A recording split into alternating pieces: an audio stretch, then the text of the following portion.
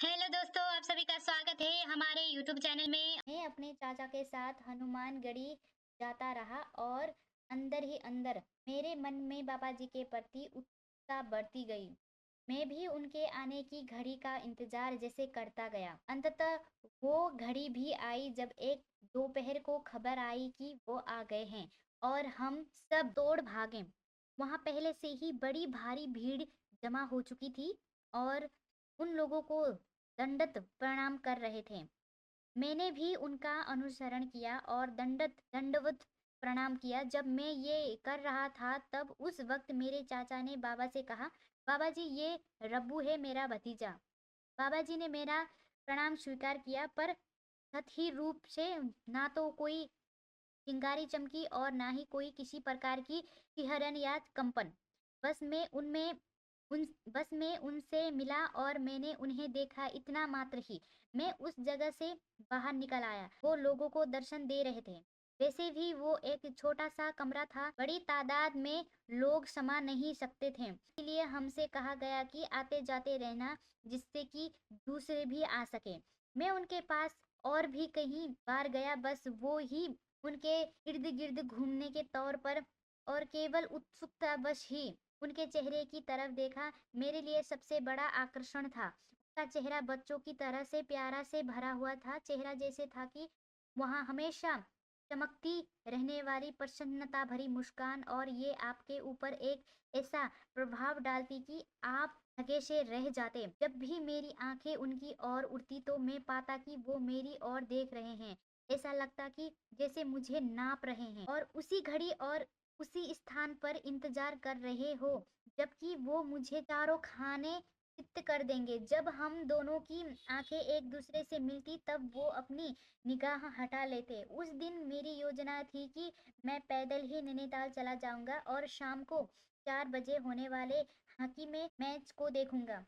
इस इरादे से मैं चहलकदमी करता हुआ मंदिर से करीब 300 मीटर पर स्थिर सड़क के पास वाले मंदिर के द्वार तक जा निकला, पर उसे पार ना कर सका और लौटकर बाबा के पास ही बैठ गया। मंदिर में बहुत सुविधाएं तो उपलब्ध थी नहीं, तो इसलिए दर्शनार्थी रात को नहीं ठहर सकते थे। केवल कुछ कुछ गिने चुके लोग को ठहरने की व्यवस्था होती थी। बाबा जी ने लोगों को नैनीताल में अपने अपने घरों को वापसी जाने के लिए कहना शुरू किया। उस वक्त करीब शाम के 6 बजे थे और मैंने अपने चाचा से पूछा कि मैं भी नैनीताल अपने घर वापस जाऊंगा। उन्होंने मुझे सलाह दी कि यदि तुमसे जाने के लिए नहीं कहा गया है तो तुम क्यों वापस जा रहे हो। वही एक दूसरे की ओर को देखने का और निगाहें फिरा लेने का खेल चलता रहा। कभी कभी मैं ये भी सोचता कि आखिर बाबा मेरे साथ ऐसा क्यों कर रहे हैं, बताइए। मेरे और देखते हैं पर बात नहीं करते। दूसरे दिन मैं वहीं रहा। चाची मेरे लिए बदलने के लिए कपड़े भी ले आई। मुझे सत्संग में आनंद आने लगा। भक्तों के साथ उनके वाद संवाद और दिव्य मुद्राएं और भाव भंगिमाएं मुझे प्यार से भर देती और मेरी इच्छा करती कि मैं जाकर उनसे लिपट जाऊं। उनकी महिला भक्तों ने बड़े प्यार से बनाए गए स्वादिष्ट भोजन पदार्थ लाती। यदि आपकी किस्मत देती तो वो कुछ टुकड़े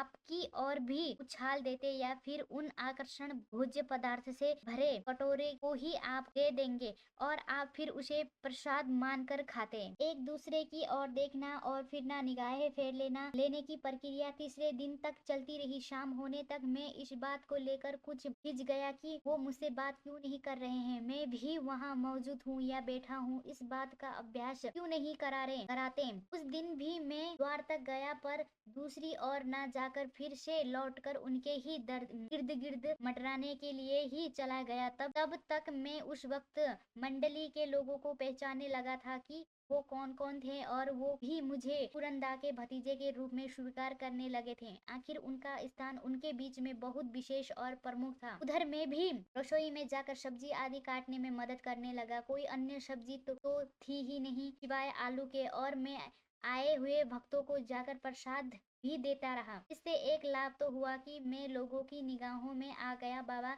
जब तक मुझ पर निगाहें डालते, परंतु जैसे ही हमारी आंखें एक दूसरे से मिलती वो आंखें दूसरी ओर कर लेते। उस शाम को भी में वहीं रुक गया। ऐसे ही प्रसंग चलता ही रहा और चौथे दिन क्या हुआ उसके बारे में हम आपको बताएंगे अगले अगले वीडियो में। तब तक के लिए हम आपको गुड बाय कहते हैं। अगर आपको हमारी कहानियाँ अच्छी लगी है तो प्लीज आप इस चैनल को सब्सक्राइब जरूर करिएगा और लाइक जरूर करिएगा। कमेंट में जय हनुमान जी लिखना ना भूलिए। धन्यवाद।